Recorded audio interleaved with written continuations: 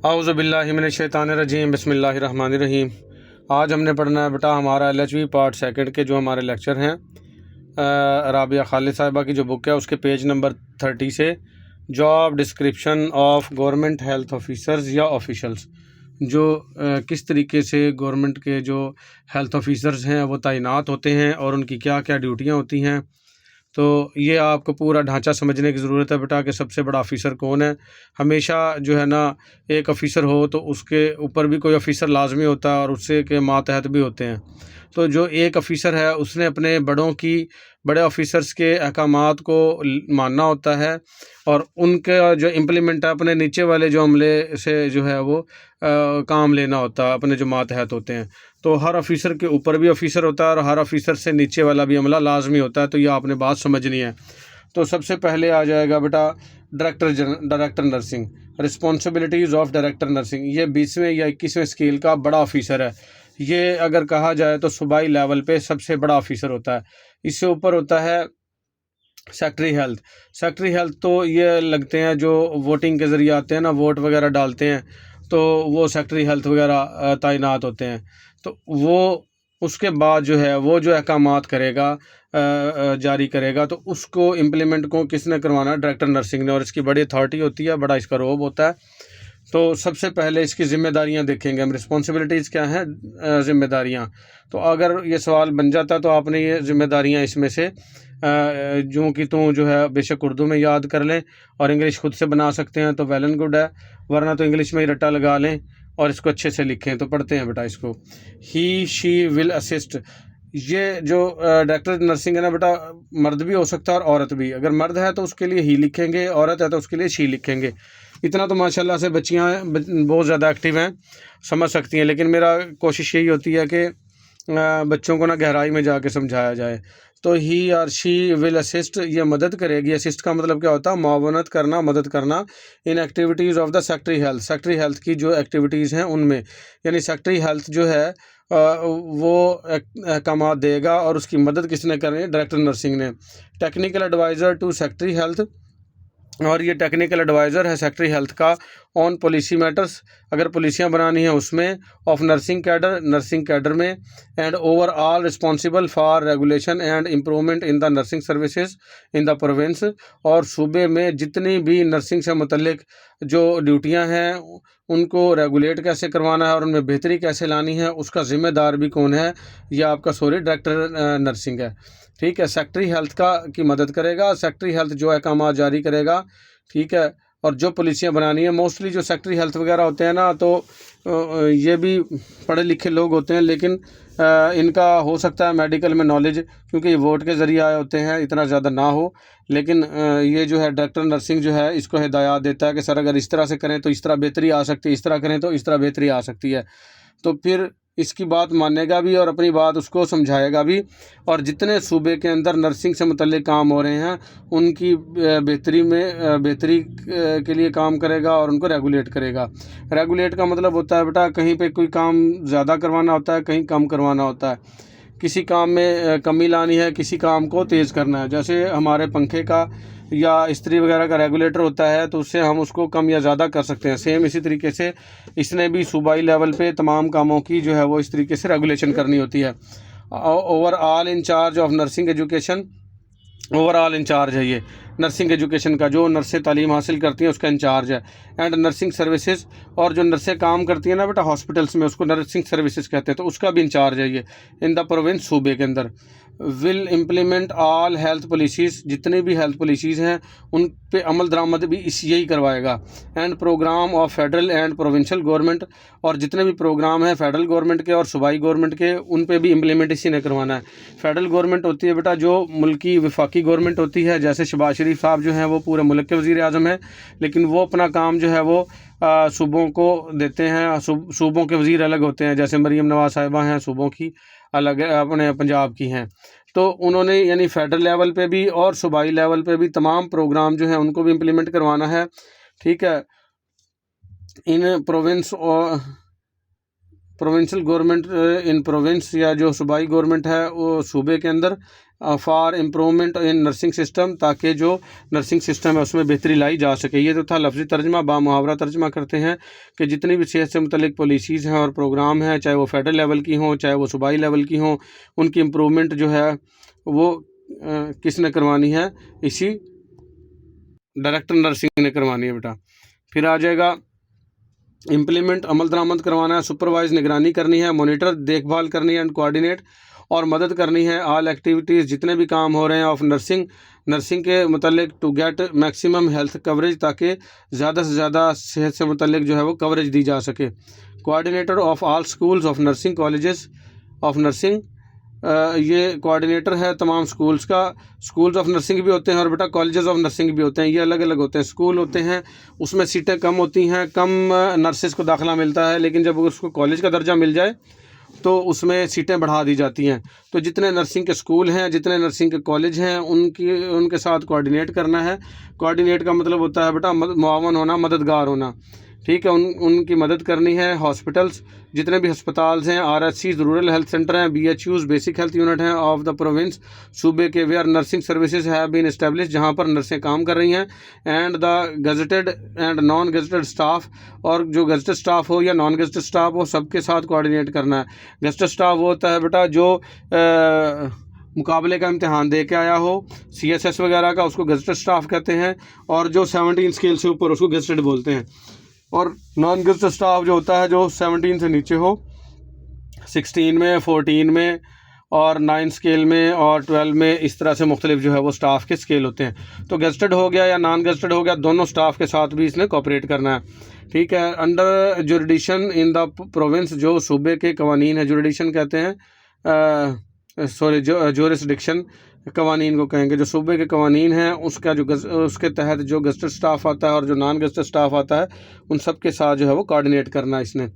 Technical guideline on nursing activities, जो nurses का काम है, जो उनके अंदर जो टेक्निकल गाइडलाइन है वो भी इसने देनी है टू स्टाफ को, working in all nursing institutions, जो जितने भी नर्सिंग इंस्टीट्यूशंस में काम कर रहे होंगे, थ्रू डिफरेंट टीम मेंबर्स, मुख्तलिफ टीम मेंबर्स के तहत, ठीक है। ये मुख्तलिफ टीमें बना देगा जो कि पढ़े लिखे और क्वालिफाइड लोग होंगे, और वो अगर कोई भी काम करवाना होगा तो वो नर्सिस को जाके वो समझाएंगे, ट्रेनिंग देंगे। मोर ओवर, मज़ीद बरा, he she will identify the problems, और वो जो भी मसाइल होंगे उनकी शनाख्त करेगा, चाहे वो मर्द हो या औरत हो, यही डॉक्टर नर्सिंग बेटा।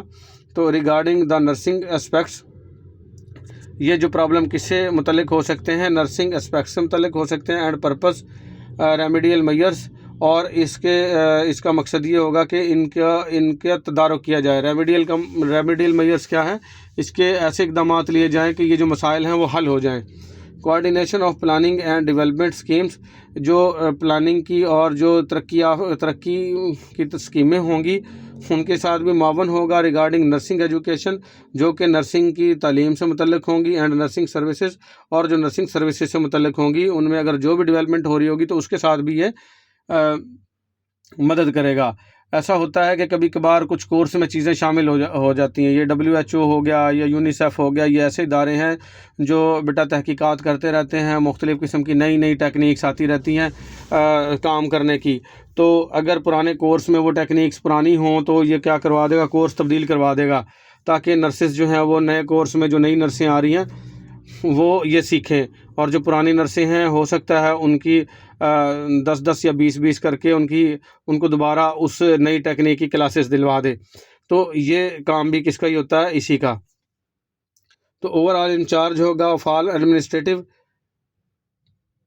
जितने भी एडमिनिस्ट्रेटिव होंगे उनका ओवरऑल इंचार्ज होगा। फाइनेंशियल कहते हैं बेटा रुपया पैसा, एंड बजट मैटर्स, और जो बजट मैटर्स हैं ऑफ डायरेक्टोरेट ऑफ नर्सिंग की तरफ से जो आएंगे उनका सबका ये ओवरऑल इंचार्ज होगा। बहुत सारी ड्यूटियां हैं, बहुत सारे इख्तियारात हैं इसके, बहुत बड़ा ऑफिसर है ये, और ये मेल भी हो सकता है और बेटा फीमेल भी हो सकता है।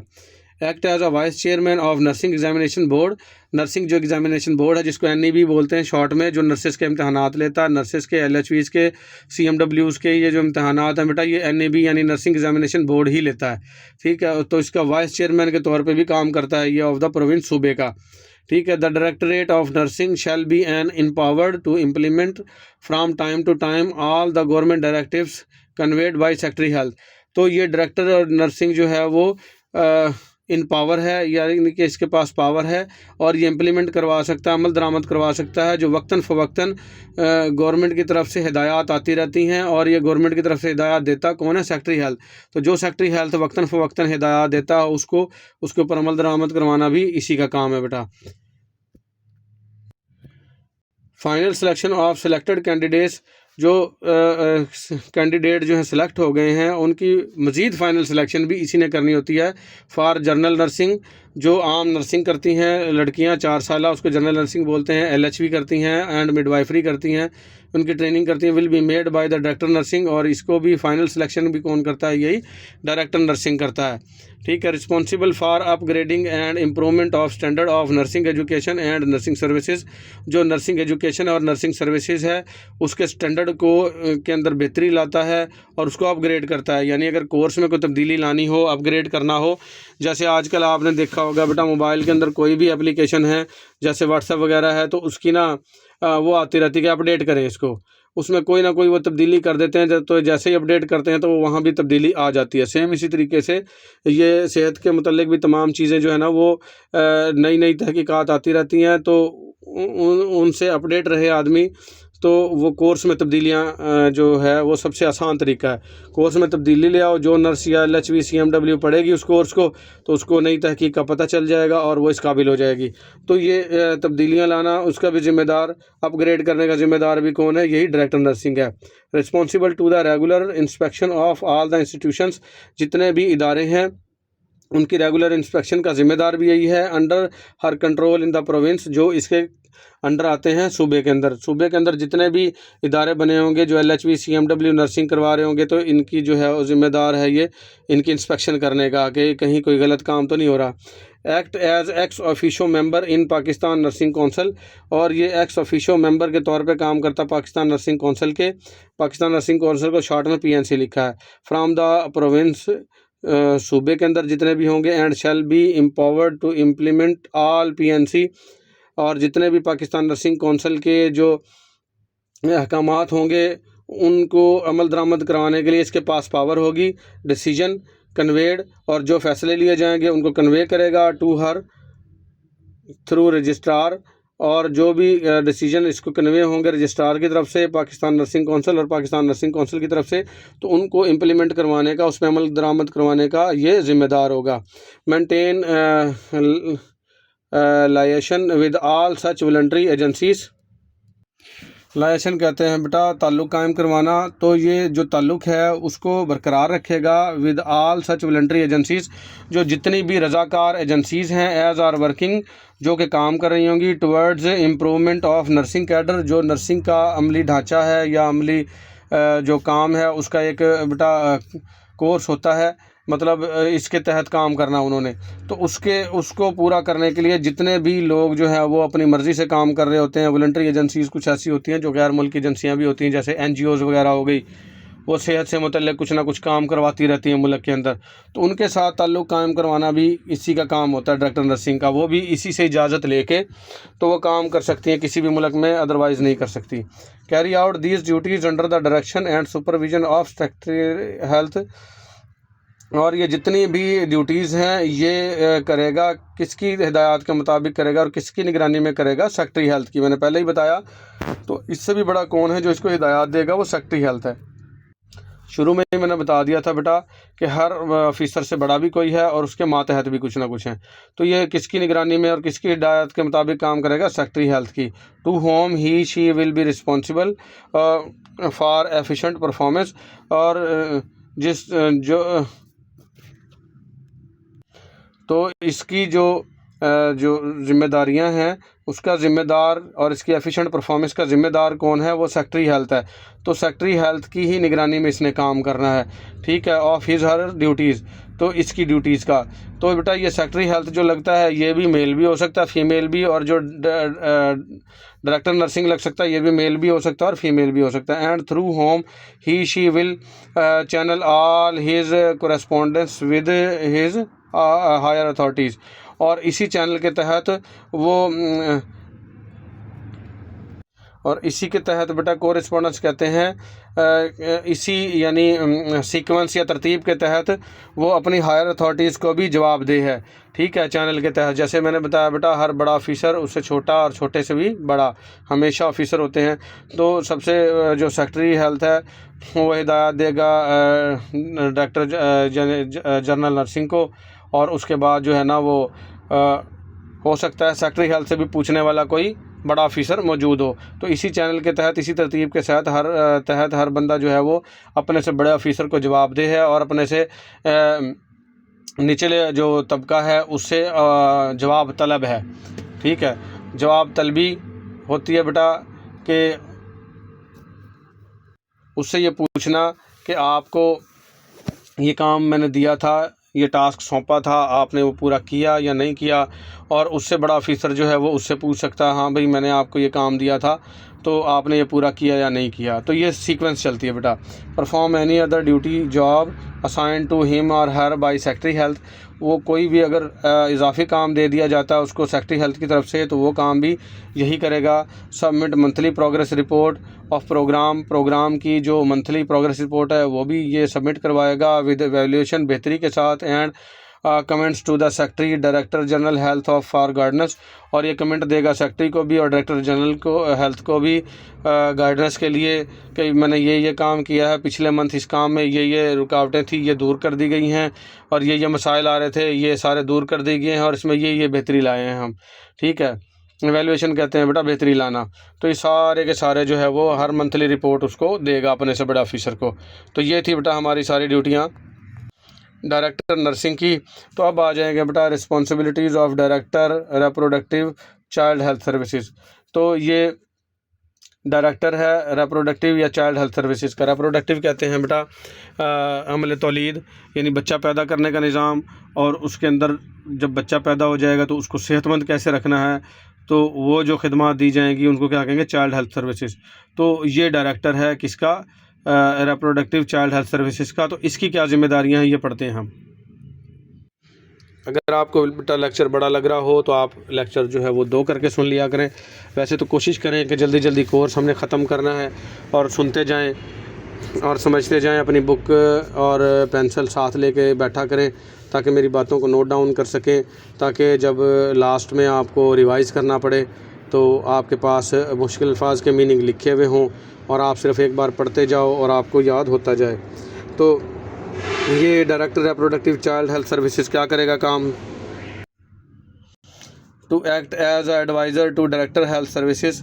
ये एडवाइज़र के तौर पे काम करेगा डायरेक्टर हेल्थ सर्विसेज का, यानी नसीहत करने वाला, यानी जो डायरेक्टर हेल्थ सर्विसेज इसको अहकाम देगा तो उसके एडवाइज़र के तौर पे काम करेगा। इन ऑल मैटर्स, जितने भी मामलात होंगे concerning the mother child health services, जो मैटरनल भी कह सकते हैं बेटा, मदर भी कह सकते हैं, MCH। ठीक है, मदर भी माँ होती है और मैटरनल भी माँ होती है, और C से चाइल्ड हो गया और H से हेल्थ हो गया। तो माँ और बच्चे, या आम उर्दू में कहें तो जच्चा बच्चा की जो सेहत है उससे मुतल्लिक जो भी मैटर्स होंगे तो उनका ज़िम्मेदार होगा ये। और किसकी हिदायत पे काम करेगा, डायरेक्टर हेल्थ। ठीक है, supervise the training of LHVs, जो LHV की ट्रेनिंग हो रही है उसकी निगरानी करेगा। इन पब्लिक हेल्थ स्कूलों में ऑर्गेनाइज इंतज़ाम करेगा एंड सुपरवाइज और निगरानी करेगा। Refresher courses for health visitors, जो हेल्थ विजिटर्स के रिफ़्रेशर कोर्सेज़ होंगे।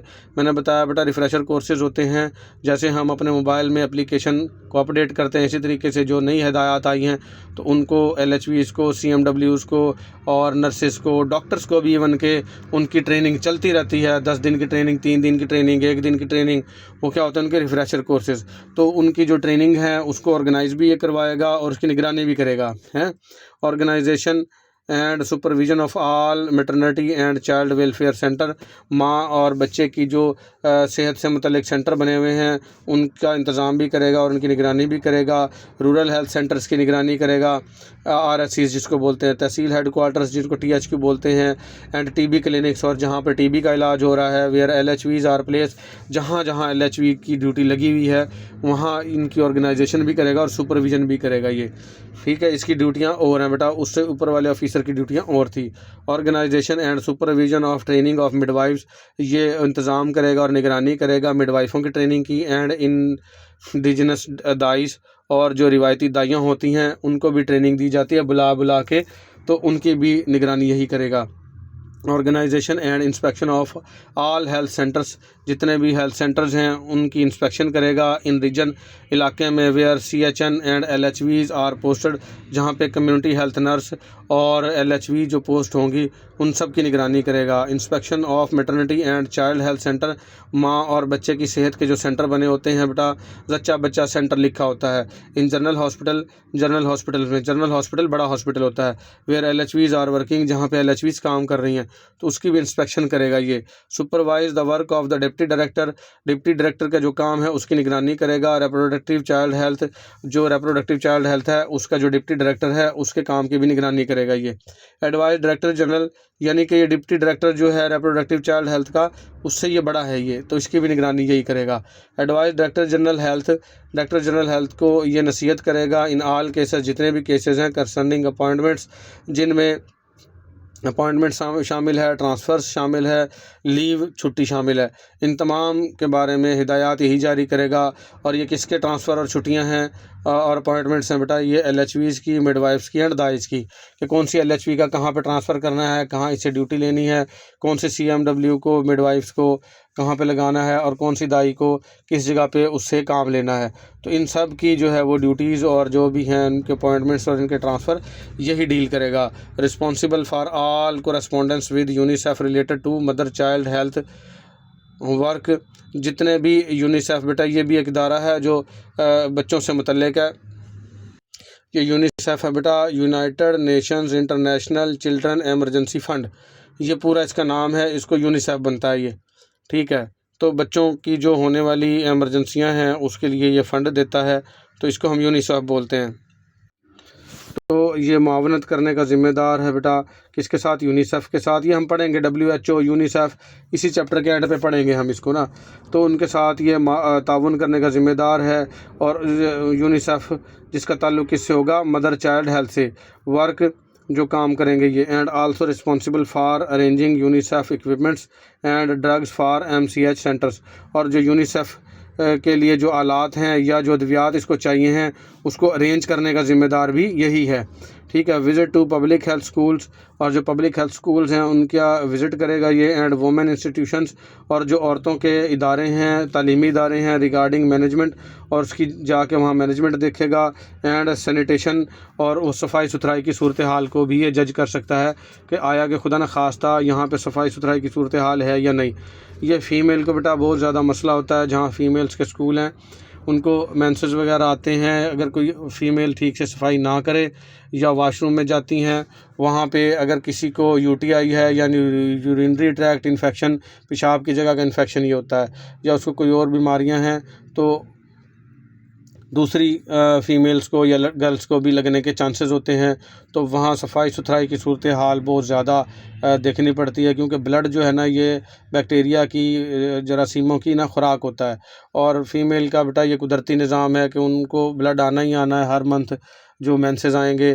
तो अगर वो उसने ठीक से अपनी साफ़ सुथराई नहीं रखी तो उसको UTIs हो जाएंगे, यूरिनरी ट्रैक्ट इन्फेक्शन, और अक्सर औक़ात ये इन्फेक्शन जो है वो जानलेवा भी हो जाते हैं, या इतने बढ़ जाते हैं कि कैंसर का बायस या खुदा न खास्ता बांझपन का बायस भी बन जाते हैं। तो उनको भी ये विज़िट करेगा, देखेगा कि खुदा न खास्ता यहाँ पे सफाई सुथराई की, सैनिटेशन की सूरत हाल क्या है, आया कि ये काम यहाँ पे ठीक से हो रहा है या नहीं।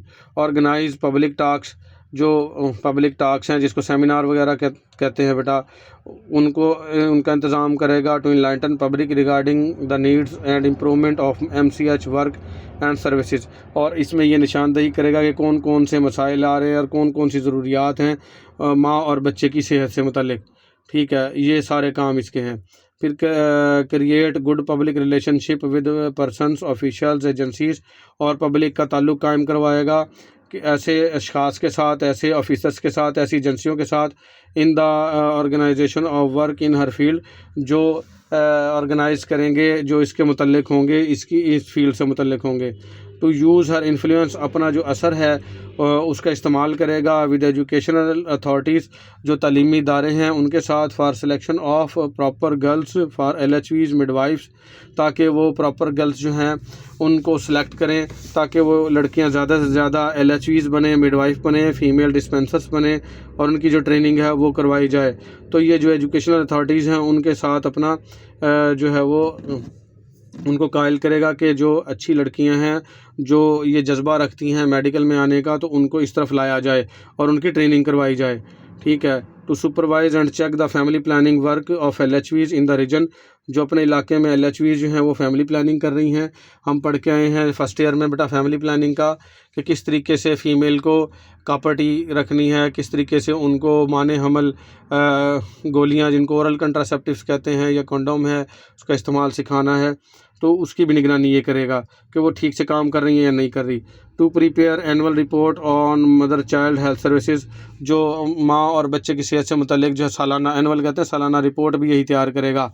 To prepare a comprehensive annual report of the whole region, ये एक जामे रिपोर्ट बनाएगा पूरे इलाके की, फॉर ऑफिस यूज़, ऑफिस में इस्तेमाल के लिए, and for submission to government, और इसको सबमिट करवाएगा, जमा करवाएगा गवर्नमेंट को। गिविंग फैक्ट्स, इसमें हक़ाइक़ को बताएगा वो, and figures of all mother child health activities, जो माँ और बच्चे की सेहत से मुतल्लिक जितने भी काम हुए हैं साल के दौरान, तो ये तमाम जो है वो जवाब लिख के किसको देगा, गवर्नमेंट को देगा। ठीक है। फिर आ जाएंगे बेटा जिम्मेदारियां, responsibilities of town health officer. THO बोलते हैं इसको, टाउन कहते हैं किसी भी कस्बे को, ये उससे छोटा है। तो इसकी ज़िम्मेदारियां क्या होंगी टाउन हेल्थ ऑफिसर की, ये हम देख लेते हैं। आगे जो नर्सिंग है, नर्सेज हैं, उसकी ज़िम्मेदारियां फिर हम अगले लेक्चर में पढ़ लेंगे। तो he shall exercise administrative and technical control, ये काम करेगा बेटा एडमिनिस्ट्रेटिव और टेक्निकल कंट्रोल में, एंड गाइडेंस टू स्टाफ, और स्टाफ को ये गाइडलाइन देगा in all the government health institutions, जितने भी गवर्नमेंट के हेल्थ के इदारे हैं, वर्किंग अंडर हिम, जो इसके मातहत होंगे, इसके तहत काम कर रहे होंगे, इन द टाउन, कस्बे में। इन कस्बे में जितने भी हस्पताल आएंगे या डिस्पेंसरीज आएंगी, मदर चाइल्ड हेल्थ सेंटर आएंगे, तो उनको ये तमाम को एडमिनिस्ट्रेटिव और टेक्निकल कंट्रोल करेगा ये। He shall provide guidance in the field of technical matters, ये गाइडेंस देगा टेक्निकल मैटर्स जितने भी हैं उसके शोबे में, to all the health institutions, जितने भी हेल्थ इंस्टीट्यूशंस होंगे, run by the local bodies, जो कि लोकल बॉडीज़ चला रही होंगी, जैसे छोटे छोटे प्राइवेट क्लिनिक या हॉस्पिटल्स होते हैं, तो उनको भी हिदायत ही जारी करेगा। Or by the private societies, या कोई प्राइवेट सोसाइटीज़ चला रही हैं तो उनको भी गाइडेंस यही देगा टाउन हेल्थ ऑफिसर, ये सब का ज़िम्मेदार है। He shall plan and supervise all the measures connected with the control and prevention of communicable disease, ये प्लानिंग करेगा और निगरानी करेगा बेटा जितने भी मेजर्स हैं, इक़दामात लेगा ताकि कंट्रोल किया जा सके और उनसे बचाव किया जा सके। प्रिवेंशन कहते हैं बचाव, और कंट्रोल किया जा सके कम्युनिकेबल डिजीज़ को। कम्युनिकेबल डिजीज़ होती हैं एक से दूसरे को लगने वाली बीमारियां, जैसे मैंने अभी इसी लेक्चर में UTI की बात की, यूरिनरी ट्रैक्ट इन्फेक्शन। अगर किसी बच्ची को था और वो वाशरूम होके आई है तो दूसरी को भी हो जाएगा। और ये कम्युनिकेबल डिजीज़ में आ जाती है TB, ट्यूबरकुलोसिस जिसको बोलते हैं बेटा, एक से दूसरे को लगती है। हेपेटाइटिस C हो गई, एड्स हो गया, ये सारी की सारी कम्युनिकेबल डिजीज़ हैं। तो कम्युनिकेबल डिजीज़ से बचाव कैसे करना है और इनको कंट्रोल कैसे करना है, जितने भी इक़दामात लिए जाएंगे उनकी निगरानी यही टाउन हेल्थ ऑफिसर करेगा अपने टाउन में। ही विल आल्सो भी provide preventive and curative aid. Preventive कहते हैं बचाव के हिफाजती इक़दामात, और अगर खुद पहले हमेशा ना एक चेन के तहत इलाज होता है बेटा। सबसे पहले तो ऐसे इक़दामात किए जाते हैं कि वो बीमारी आए ना, उसको कहेंगे प्रिवेंटिव। ठीक है। और अगर खुदा न खास्ता अगर वो बीमारी आ गई तो फिर उसका इलाज किया जाएगा, उसको कहते हैं क्यूरेटिव एड। ठीक है। तो सबसे पहले ये बचाव के इक़दामात करेगा, फिर अगर खुदा न खास्ता बीमार हो गया तो उनको केयर करेगा at the time of epidemics, ऐसे वक्त में जब एपिडेमिक्स होगा। एपिडेमिक्स कहते हैं एक इलाके में जो बीमारी फैलती है ना, उसको एपिडेमिक बोलते हैं। जैसे हैज़ा फैल गया एक कस्बे में, तो वहाँ के लोग जो हैं वो ज़्यादा से ज़्यादा हॉस्पिटल्स में आ रहे हैं किसकी शिकायत लेके कि हैज़ा हो गया, तो एपिडेमिक होगा। लेकिन अगर कोई बीमारी बड़े इलाके में, बड़े एरिया में फैल जाए, जैसे पूरी दुनिया में कोरोना फैल गई थी, वो पैंडेमिक होता है। एक छोटे इलाके में फैले तो एपिडेमिक, और पूरी दुनिया में फैले तो पैंडेमिक। तो ये एपिडेमिक के कंट्रोल को, एपिडेमिक की जो प्रिवेंटिव और क्यूरेटिव एड देगा, एंड अदर क्लाइमेटीज़ और जो और किस्म की जो कैलामिटीज़ कहते हैं बेटा, कोई मुसीबत आ जाए, कोई ज़ल्ज़ला आ जाए, कोई सैलाब आ जाए या कोई बीमारी फूट पड़े, तो बीमारी फूटेगी तो एपिडेमिक्स, और कोई मुसीबत आफत आएगी तो उसको कैलामिटीज़ कहेंगे। तो इन तमाम में जो ये सुपरवाइज़ करेगा और प्रिवेंटिव और क्यूरेटिव ऐड देगा। ही will also be responsible for the endorsement of all the relative acts. Endorsement का मतलब भी बेटा यहाँ पे आएगा, निगरानी करने के लिए ही आएगा। तो ये ज़िम्मेदार है निगरानी करने का ऑल रिलेटिव एक्ट्स, जो इससे मुतल्लिक तमाम काम हो रहे होंगे, रूल्स रेगुलेशंस होंगी एंड ऑर्डर्स होंगे, उनको पूरा करवाने का ज़िम्मेदार होगा। जो लिखी हुई फॉर्म में उसको मिलेंगे टू द अथॉरिटीज़ कंसर्न्ड, जो अथॉरिटीज़ हैं जो इससे मुतल्लिक हैं, जो इसको हिदायत जारी करेंगी, उनको इंडोर्समेंट का ज़िम्मेदार भी यही है, town health officer. He shell work, वो काम करेगा for improvement of environmental sanitation, जो माहौल की सफाई है उसकी बेहतरी के लिए काम करेगा। इन रूरल एरियाज़, देहाती इलाकों में, ऑफ इस जुरिस्डिक्शन, जो इसके मातहत आते हैं, जो इसके अंडर आते हैं, in collaboration with local council authorities, और जो लोकल काउंसिल अथॉरिटीज़ हैं उनकी मदद से ये काम करेगा ताकि इलाके में सफाई सुथराई रहे। आजकल तो साफ़ सुथरा पंजाब वाले लोग जो है वो सफाई करते रहते हैं, लेकिन पहले म्यूनसिपल कमेटी के तहत होते थे लोग, वो सफाई करने आते थे। अगर खुदा न खास्ता गटर वगैरह बंद हो जाएं तो उनको कॉल वगैरह करते थे, तो वो गटरों की सफाई के लिए भी आते थे। ठीक है, तो उनसे ये काम लेगा। ठीक है, और इलाके की सफाई सुथराई का ज़िम्मेदार है। And as required by integrated rural health complex provisions, और ये बहुत ज़्यादा ज़रूरी है, रिक्वायर है बेटा ये ऑफिसर हमारे लिए, ताकि जो मुकम्मल इंटीग्रेटेड कहते हैं, मुकम्मल जो है रूरल हेल्थ कम्प्लेक्स जो है वो उसको पूरा किया जा सके। यानी पूरा जो एक देहात है, एक गांव है, एक कस्बा है या चक है, उसके मुकम्मल सफाई सुथराई की जो है वो अगर हमें ज़रूरत है, हमें करना है, तो इस ऑफिसर की बहुत ज़्यादा ज़रूरत है। He shell make sanitary arrangements, ये सफाई सुथराई की सूरत हाल का अरेंज करेगा। अगर वहाँ पे सफाई का अमला नहीं है तो उसको बुलवा के देगा, और कहीं अगर ज़्यादा कोई मसला आ गया, दूसरे शहरों से अगर बुलाना पड़ा तो वहाँ से भी अरेंज करेगा ये। इसमें बेटा हो जाएगा in the scheduled and unscheduled fairs held in the towns, और जो शेड्यूल हैं और अनशेड्यूल्ड फेयर्स हैं जो कस्बे में किए जा सकते हैं। शेड्यूल कहते हैं जो मुलाजमीन जो होते हैं ना, पहले से मौजूद हों, रखे गए हों, सरकारी मुलाजम हों, उनको भी अरेंज करेगा। और खुदा न खास्ता कोई दिहाड़ी पे रखना पड़ेगा बंदा, तो उसको मुआवजा वगैरह दे के वो क्या कहलाएंगे, अनशेड्यूल्ड। ठीक है, तो उसके तहत ये अरेंजमेंट करेगा सेंट्री जो है सफाई सुथराई के अमले की। He shall serve as a technical expert, और ये टेक्निकल एक्सपर्ट के तौर पे काम करेगा फॉर द लोकल बॉडीज़ के लिए। And render his advice to them, और अपनी नसीहतें इनको देगा। In the field of prevention of disease, किस मामले में हिदायत देगा कि किस तरीके से हमें बीमारियों से बचा जा सकता है। एंड प्रमोशन ऑफ हेल्थ, और हम सेहतमंद ज़िंदगी गुजार सकते हैं। प्रिवेंशन ऑफ डिजीज़ कैसे है, जैसा कि अगर डेंगू फैल रहा है या मलेरिया फैल रहा है, तो सबसे पहले क्या होगा, अद्वियात से पहले भी वहाँ इलाके के अंदर अगर कहीं गंदा पानी खड़ा होता है जिसकी वजह से मच्छरों की अफजाइश हो रही है, तो पहले उसको ख़त्म करवाएगा। वहाँ पे इलाके में स्प्रे वगैरह करवाए जाएंगे जो मच्छरों को ख़त्म करेंगे। तो ये क्या है, प्रिवेंशन बेटा। पहले वो हमेशा कोई भी बीमारी हो उसके प्रिवेंटिव इकदाम लिए जाते हैं, लेकिन फिर भी प्रिवेंशन भी जो है वो फेल हो जाए तो फिर उसको अद्वियात दी जाती हैं। ठीक है, ताकि वो, बल्कि जो है प्रिवेंशन से भी पहले आता है इम्यूनाइजेशन। जो हम छोटे बच्चों को हिफाजती टीके लगवाते हैं वो क्या है, हमने उनकी इम्यूनिटी को बूस्ट अप कर दिया, तेज़ कर दिया, ताकि अगर ये जरासीमों से हम बच नहीं सकते हैं, सांस के ज़रिए, खाने के ज़रिए, पानी के ज़रिए हमारी बॉडी में एंट्री ले रहे हैं, और हर सांस के ज़रिए मिलियंस ऑफ जर्म्स जो हैं वो अंदर जा रहे हैं। तो उसको मारता कौन है, हमारा इम्यून सिस्टम। और इम्यून सिस्टम स्ट्रॉन्ग होता है वैक्सीनेशन से, और जो हिफाजती टीके लगते हैं बेटा वो वैक्सीनेशन है। तो सबसे पहले क्या किया हमने, सबसे पहला जो प्रिवेंशन है वो हिफाजती टीके लगवाना। उसके बाद ऐसे इकदाम करना जैसे मैंने अभी बताया कि मच्छरों वगैरह के लिए स्प्रे करवाना, और बहुत सारी बीमारियां हैं, वो प्रिवेंशन हो गया। और लेकिन इन तमाम के बावजूद भी अगर कोई शख्स बीमार हो जाता है तो फिर लास्ट में आता है उसका केयर करना, इलाज करना, ट्रीटमेंट करना। केयर भी इलाज, ट्रीटमेंट भी इलाज, फार्माकोथेरापी भी इलाज, और इलाज के लिए कई सारे मीनिंग्स हैं बेटा। तो लास्ट में इलाज आता है। तो तो ये क्या करेगा, पहले प्रिवेंशन करेगा और हेल्थ को प्रमोट करेगा।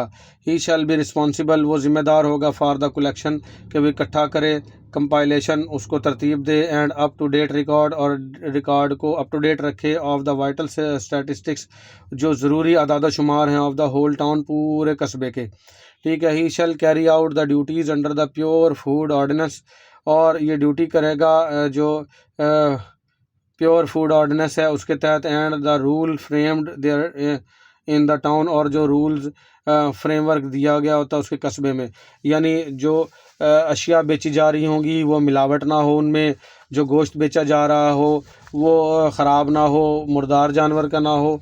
तो ये तमाम चीज़ों का ज़िम्मेदार भी यही टाउन हेल्थ ऑफिसर होगा, ये चेक करता है।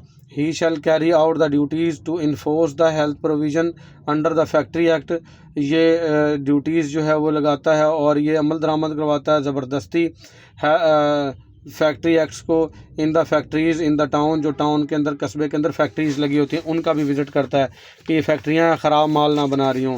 He shall extend technical advice to the family welfare centres, और इसकी जो टेक्निकल एडवाइस है उसका दायरा अख्तियार फैमिली वेलफेयर सेंटर तक भी बढ़ा हुआ है इन द टाउन में। तो ये देखें बेटा, टाउन ऑफिसर के कितने सारे काम हैं, सफाई सुथराई उसने करवानी है, हिफाजती इक़दाम उसने करवाने हैं, इलाज की देखभाल उसने करनी है, फैक्ट्रियों को उसने देखना है, कोई गलत चीज़ ना बेच रहा हो उसको उसने देखना है। He shall also assist for the introduction and promotion of family planning services, और ये मदद करेगा उनकी भी जो फैमिली प्लानिंग सर्विसेज कर रहे हैं और उनको प्रमोट करेगा। ठीक है। At the health outlets in his jurisdiction, जो इसके मातहत आते हैं, जो हेल्थ आउटलेट्स हैं जहाँ पे फैमिली प्लानिंग की खिदमत सर अंजाम दी जा रही होती हैं, तो उनकी भी निगरानी यही करेगा, और उनको अगर कोई नसीहतें देनी है तो यही देगा town health officer. He shall supervise and monitor all the functions components included in primary health care, ये जितने ये निगरानी करेगा और मॉनिटर करेगा जितने भी काम हो रहे हैं प्राइमरी हेल्थ केयर से मतलब, क्योंकि ये हम चैप्टर प्राइमरी हेल्थ केयर का ही पढ़ रहे हैं बेटा। एक्सेलरेटेड हेल्थ प्रोग्राम, जितने भी हेल्थ प्रोग्राम हैं उनको बढ़ाएगा इन हिज जुरिस्डिक्शन, अपने दायरा अख्तियार तक, जितना उसका दायरा अख्तियार होगा। He shall tour for at least 10 to 15 days within his jurisdiction every month, ये मारूजी भी बन सकती है बेटा, उसको लाजमी हर महीने जो है 10 से 15 दिन टूर लगाना पड़ेगा अपने इलाके में। जुरिस्डिक्शन कहेंगे जो उसके मातहत इलाका है, जो उसको दिया गया है कि इस टाउन की, इस कस्बे की हदूद यहाँ से यहाँ तक, और आप इस पूरे एरिए के ऑफिसर हो तो वो अपने इस एरिए के अंदर 10 से 15 दिन जो है वो हर मंथ चक्कर लगाएगा। तो कम्युनिटी हेल्थ नर्सिंग क्या होता है वो हम पढ़ेंगे बेटा अगले लेक्चर में। आज के लिए हमारा इतना ही, मिलेंगे अगले लेक्चर में। अल्लाह हाफिज़।